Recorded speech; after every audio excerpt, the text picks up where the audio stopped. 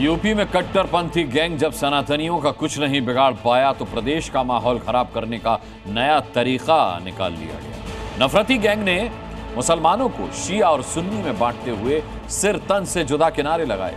कानपुर में खून की प्यासी भीड़ ने एक शिया परिवार को घेर लिया।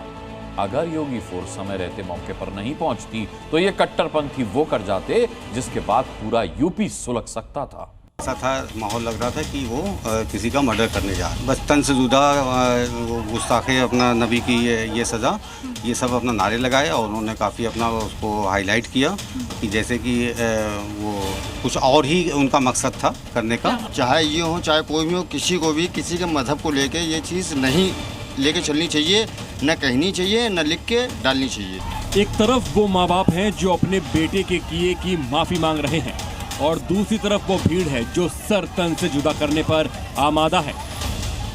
कानपुर का पटकापुर मोहल्ला नफरती नारों से गूंज उठा। ये उन्मादी भीड़ एक युवक की जान लेने पर आमादा है। घर पर पत्थर फेंके गए, बाहर खड़ी गाड़ियों को तोड़ा गया।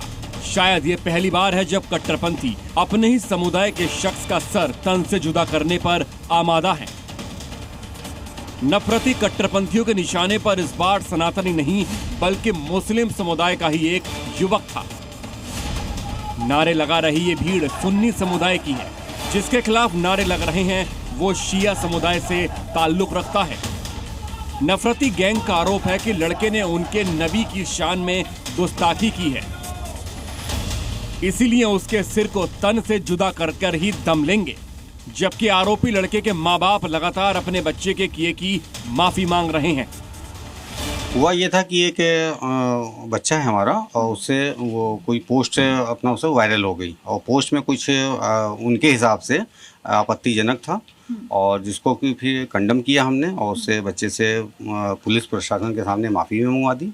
फिर भी कुछ लोगों ने अराजक तत्व आके घर पे हमारे और उन्होंने दरवाजे वगैरह तोड़े और अंदर गाली गलौज की और मतलब ऐसा था, माहौल लग रहा था कि वो किसी का मर्डर करने जा रहे हैं। फिर हमने 112 पे अपना कॉल किया, वो लोग आ गए और पुलिस प्रशासन से हमें काफ़ी मदद मिली और फिर माफ़ी जब मांगने के बाद पूरा मामला शांत हो गया। लेकिन कुछ फिर लोग जो हैं सड़क वगैरह जाम करने लगे कि प्रेशर डालने लगे कि गिरफ्तार किया जाए, ये किया जाए, वो किया जाए।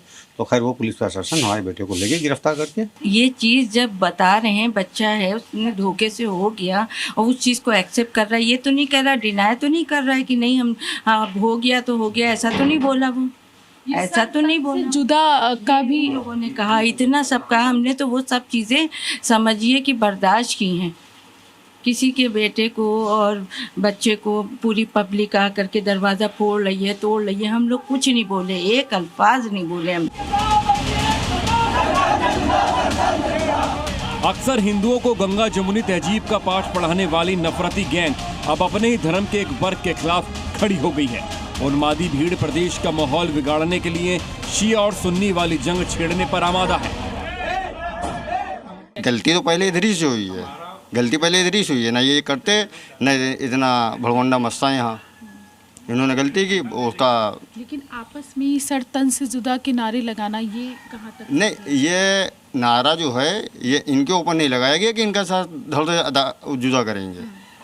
ये तो करबलाइयों पे कहा गया और करबलाइयों में तो शुरू से ये मसला चलता ही चला आया है कि भाई हज़रत हुसैन तो उनका सर कलम किया गया, तो उस पर नारा लगाया गया है।